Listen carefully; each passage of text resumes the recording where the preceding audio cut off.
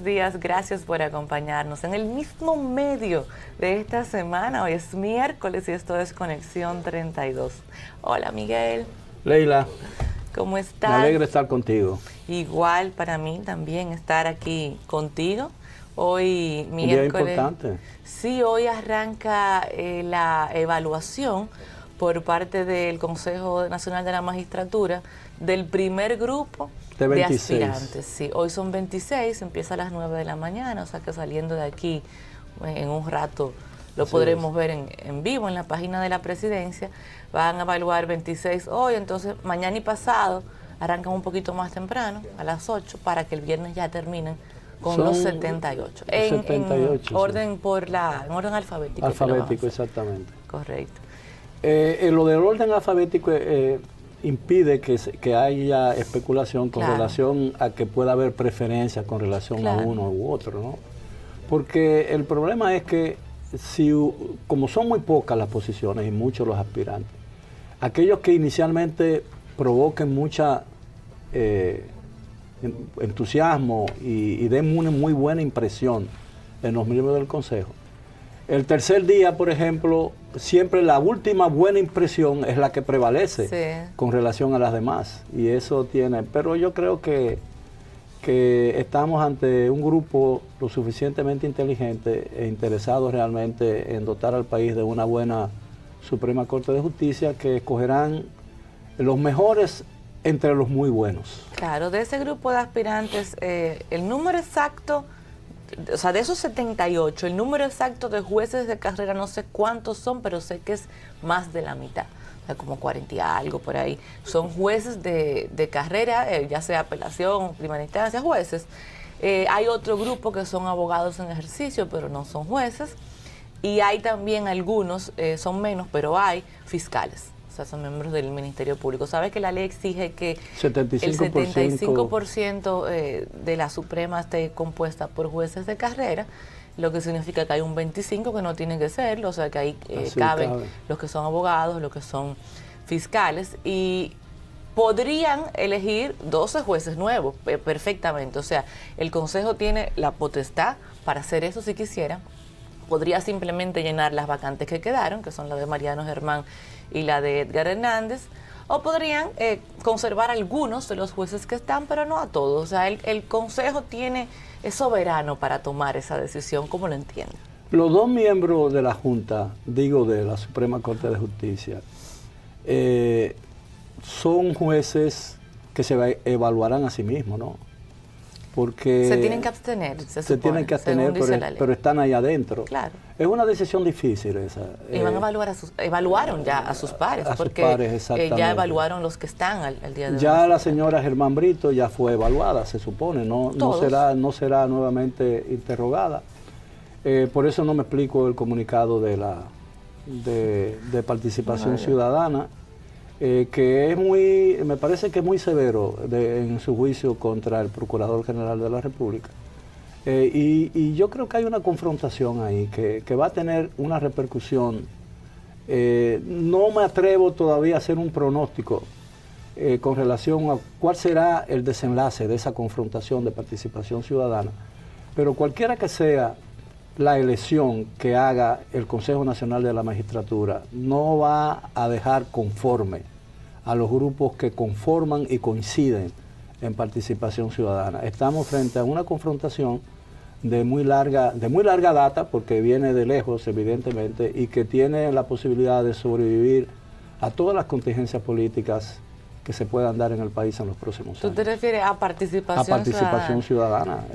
Obviamente, y a los grupos que coinciden en ella, ¿no? Y que apoyan, que es una gran institución, déjame decir.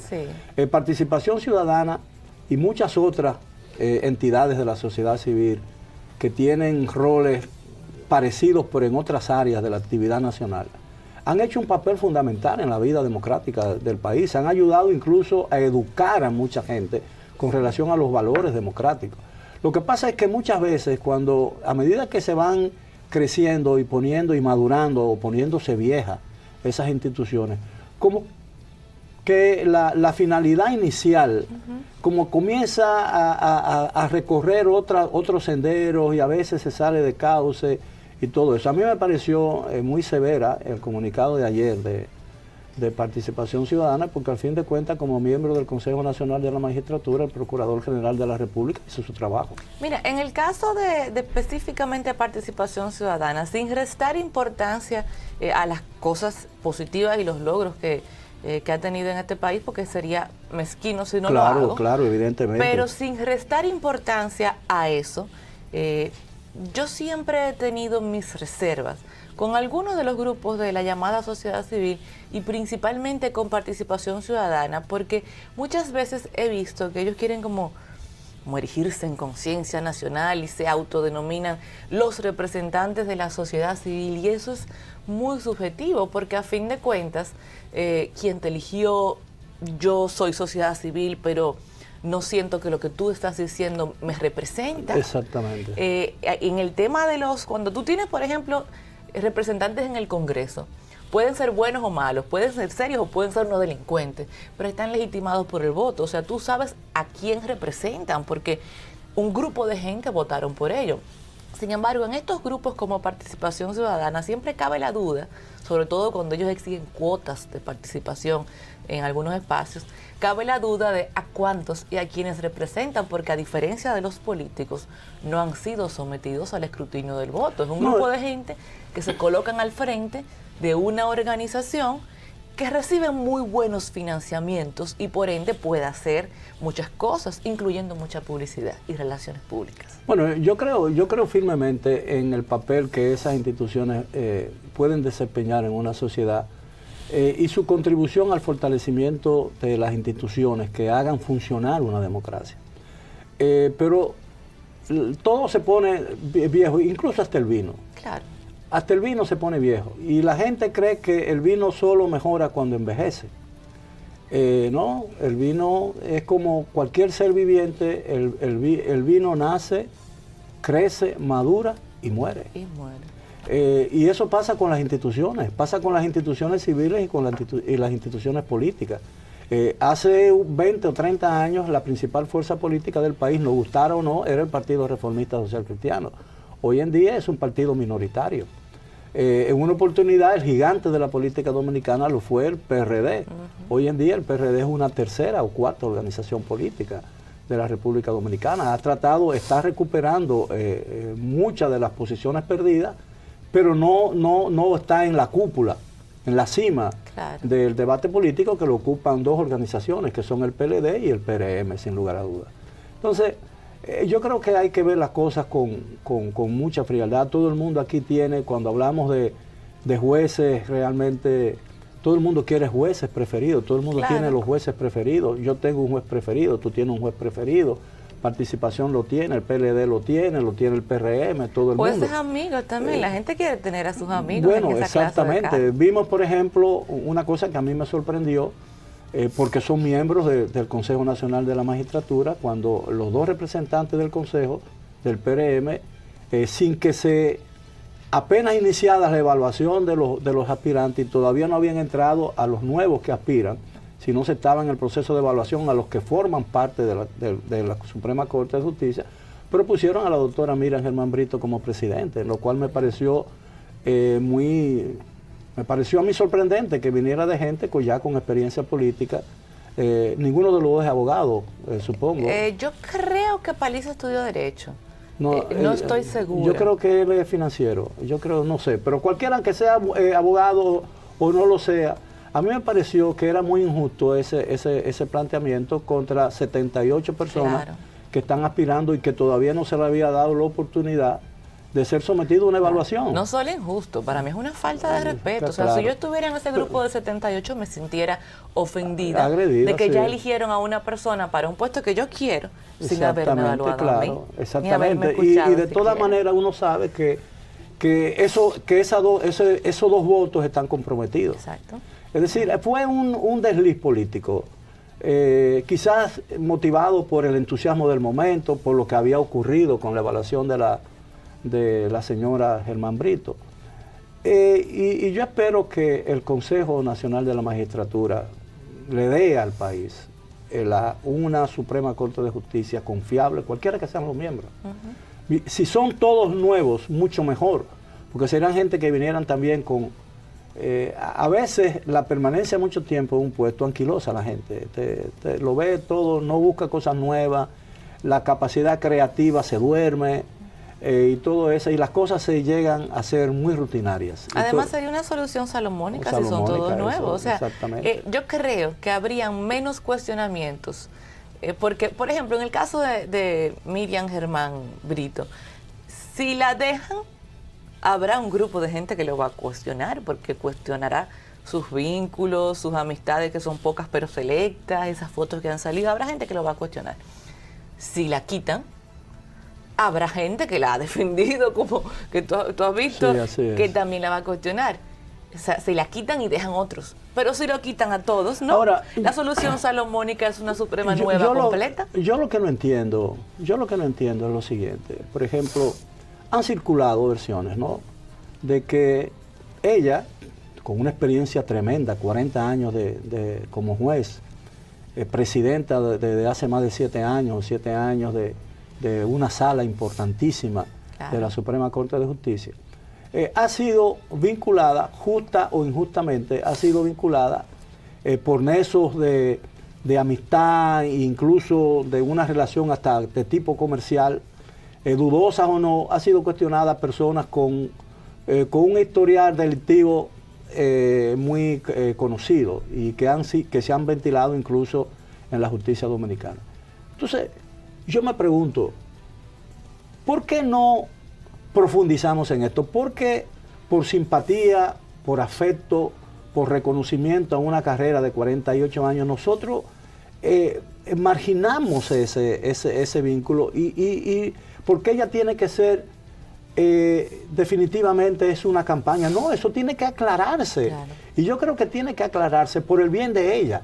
Es decir, yo escribí una vez un artículo por el bien de la República, pero yo digo, bueno, por el bien de la República me criticaron, bueno, pero no es la República la que está en juego. Sí, es la República que está en juego, porque está en juego alguna de las instituciones más importantes, que es la justicia. Y estamos hablando de la Suprema Corte de Justicia, no estamos hablando de un tribunal de tránsito, que también sería importante, porque todas las ramas y todos los escalones de la estructura jurídica de la República Dominicana son importantes.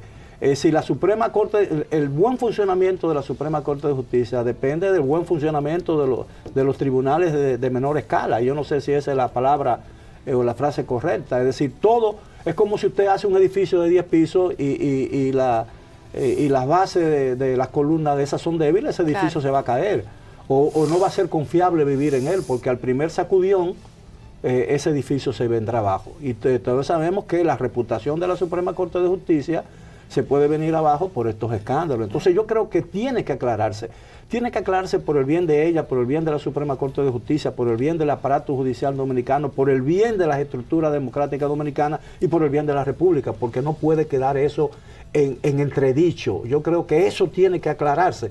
Y todas las preguntas que sean necesarias hacer para aclarar eso, a quien más le conviene es a la jueza, a ella primero. Y después yo no me explico, si yo estuviese en su lugar, yo sería el primero en que intentaría aclarar eso, que se me aclarara eso, porque no podemos pasar por alto eso pura y simplemente por respeto a una trayectoria impoluta en el ejercicio de un juez, cosa que yo reconozco, porque yo no tengo ninguna prueba que me conduzca o que me haga opinar de que esa persona no es confiable. No, por la confiabilidad que ella tiene en una parte importante de la sociedad dominicana y la necesidad de preservar esa confiabilidad, entonces es necesario hacer esa aclaración. Eso tiene que debatirse y no podemos dejar de pasar esto sin debatirse, se quede ella o no en la Suprema Corte de Justicia, porque vamos a sentar un precedente funesto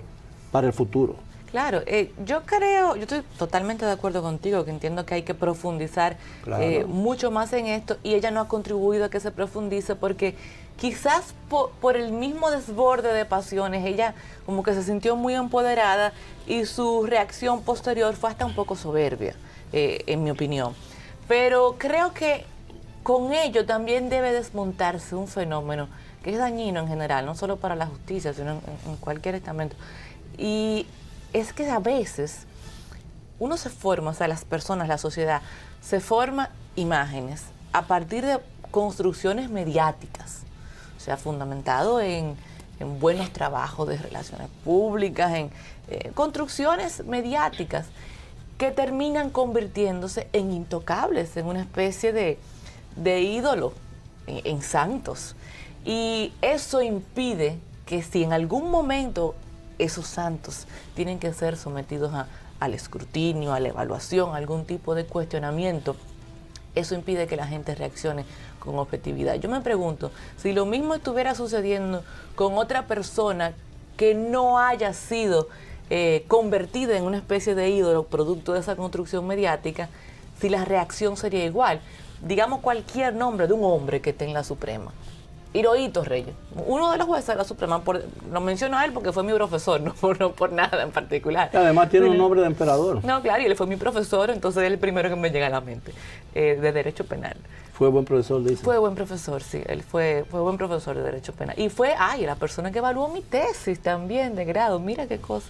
Bueno, por ponerlo a él de ejemplo, Juan Hirohito Reyes, si con él no se ha producido, yo no conozco, no he escuchado nada malo sobre él. Como no he escuchado antes de esta situación, no había escuchado nada malo sobre Miriam Germán. Pero con él no se produjo ese fenómeno que se produjo con ella, de convertirse en una especie de ídolo. Si con él estuviera pasando lo que está pasando con Miriam Germán, yo no soy un oráculo, ¿verdad? No soy una pitonisa, pero me siento bastante segura que la reacción de estos grupos no fuera la misma. Más gente quisiera que efectivamente se indagara, se evaluara y se profundizara. El problema es que a ella se le convirtió para el imaginario popular en un mito, claro, en una especie de santa.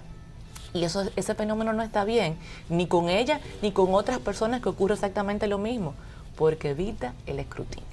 Sí, y eso, si vamos a evaluar a los jueces o a los pretendientes a ser jueces de la Suprema Corte, como el cuento aquel de la monjita, dijo a todos. Exactamente. Dijo a todos. Exacto.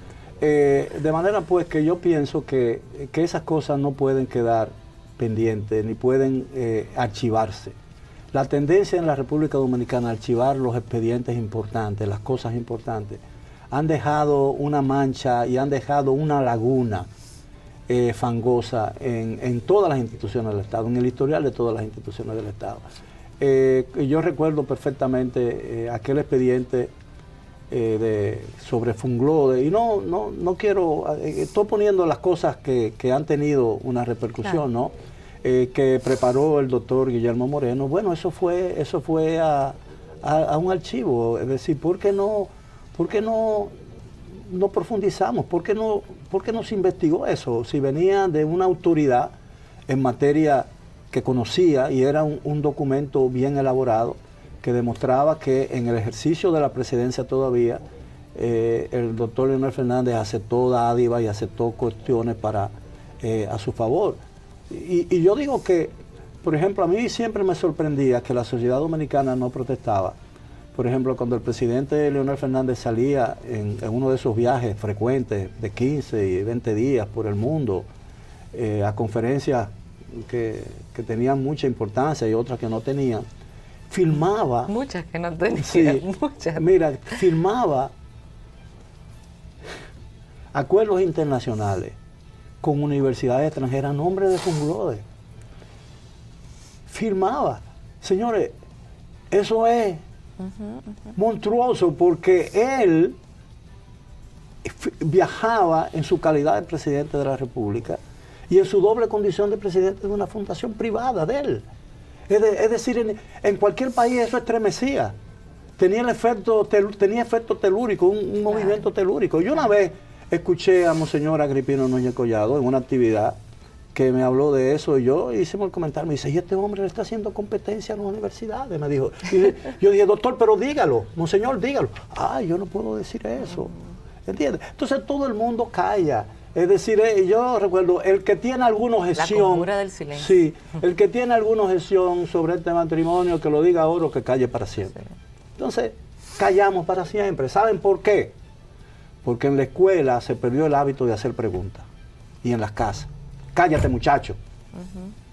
Y los muchachos nos callábamos. No se puede preguntar, porque no se puede preguntar. Cállate Entonces, y escucha. Y escucha. Entonces, la duda, y tú como abogada lo sabes, la duda es la base del conocimiento. Aprender a dudar y aprender a preguntar, ¿cómo se duda? ¿Y por qué tengo yo que aceptar lo que usted me dice?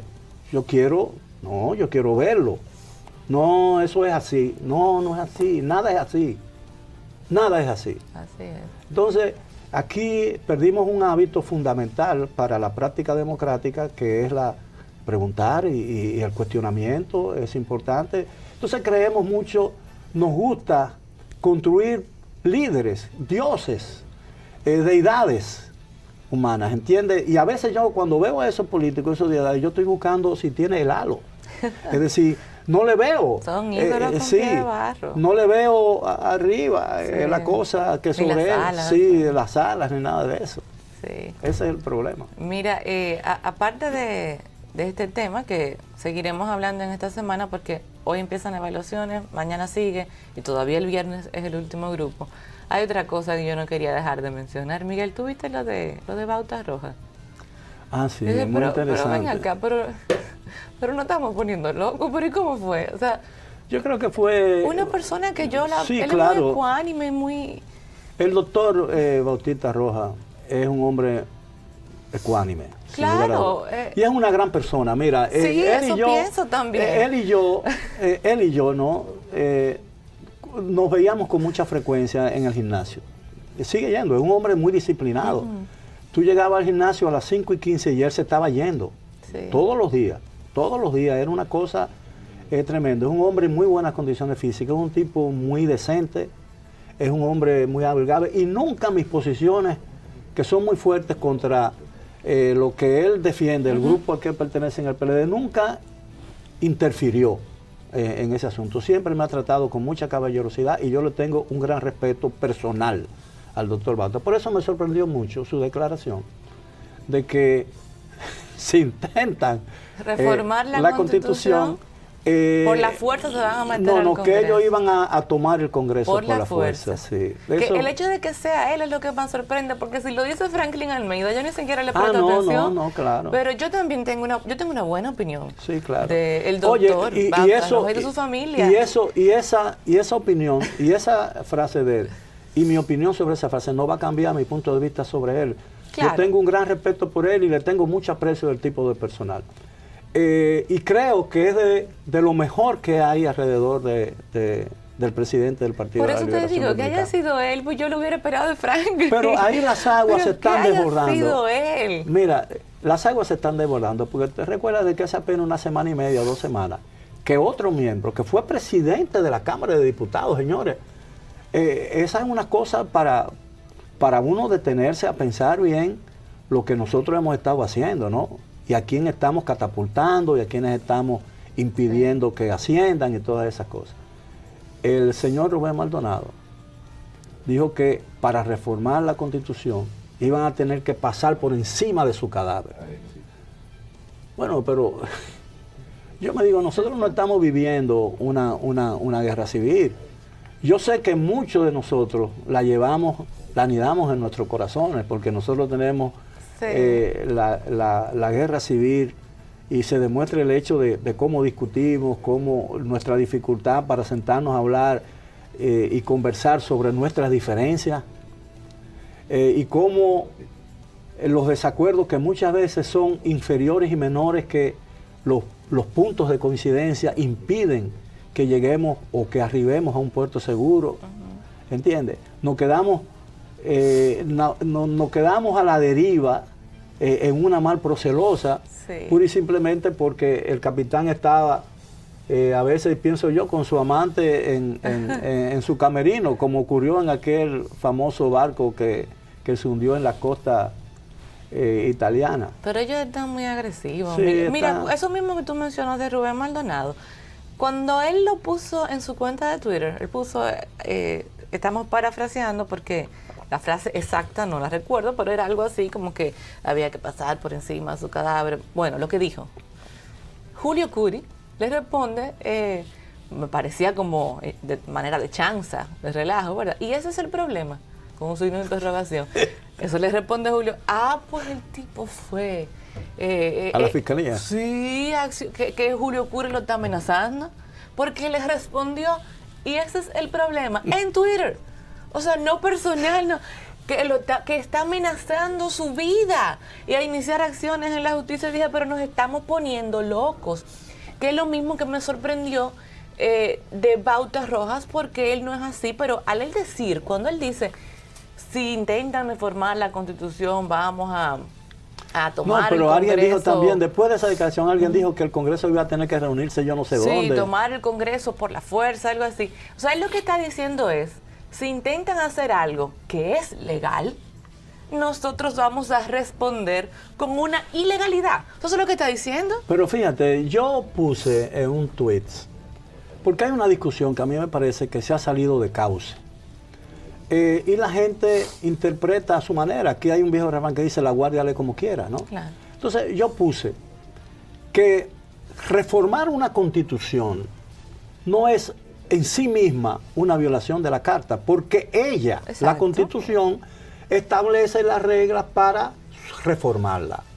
Entonces, bueno, que yo estoy a favor de la reelección, que yo estoy fulano de todo, que este hombre está vendido, pero señores, vamos a discutir. Pero eso es tan natural. Entonces yo decía que por eso las últimas 4 reformas, la del 94, la del 2003, la del 2010, que muchos dicen que es otra constitución, pero una reforma al fin, y la del 2015, se hicieron respetando y observando las reglas que la Constitución establece. Correcto. Ahora, que fue inmoral, que fue esta cosa, bueno, ya esos son juicios de valor con relación a la reforma. Y yo no estoy entrando, ni mi intención fue hacer eso, pura y simplemente tuve que decirle. Y la verdad es que también, que todas esas reformas, la del 94, la del 2003, la del 2010, la del 2015, tuvieron un solo propósito: la reelección presidencial. Claro. Todas. La de 1994 para impedir que Balaguer siguiera reeligiéndose. La Constitución que se reformó, la anterior, la del 66, no hacía mención alguna del tema de la reelección, pero le permitió a Balaguer reelegirse cuantas veces quiso. La del 2003 se hizo con el propósito de permitir reformar la del 94 para que un presidente en ejercicio, Hipólito Mejía, pudiese presentarse a la reelección. Y la del 2010 tenía también el propósito de la reelección, porque en el 2012 terminaba la carrera presidencial de Leonel Fernández, y él lo que hizo fue que eliminó el nunca jamás para habilitarse después de un periodo de 4 años. La del 2010, Miguel, que fue la más amplia, algunos le llamaron una reforma integral porque cambió muchas cosas. Para mí fue la más perversa. ¿Sabes por qué? Porque no solamente tenía este aspecto de la reelección, sino que además el presidente se encargó, porque él fue quien motorizó todo eso, incluyendo el tema de las consultas populares. El presidente de ese entonces se encargó de establecer dentro de esa reforma algunos aspectos que cuando él fuera presidente de nuevo le garantizaran más control del poder. Sí, por ejemplo, el mismo tema que tenemos ahora del Consejo de la Magistratura, que hoy están discutiendo que el procurador no debe estar ahí porque es designado por el presidente. ¿Y quién lo metió ahí? El presidente Fernández. Sí. ¿Y por qué? Porque él entendía que él iba a ser presidente y que él iba a tener más control de la justicia, de lo que decidiera ese consejo. Entonces, fíjate, solo eso. La reelección no se eliminó en el 2010, porque se estableció indefinidamente la reelección diferida. Es decir, yo tengo que esperar un periodo y vuelvo otra vez, ¿no? Pero ahora, es decir, hay una lucha y hay una confrontación, supongo, ¿no? Hay uno que no ha hablado sobre el tema, entre Danilo Medina, el presidente Medina, que aspira a un tercer mandato, supuestamente, porque no lo ha dicho todavía. Y hoy el 27 de marzo, que había gente que pensaba que era marzo, yo nunca lo creí. Bueno, pero se vaya o no, eso es una decisión que él debe tomar, eso no, yo no tengo vela en ese entierro. Y el otro, que ha sido ya 3 veces, y entiende que si para otro 3 veces mucho, para él 3 veces poco, porque él aspira a 2 más.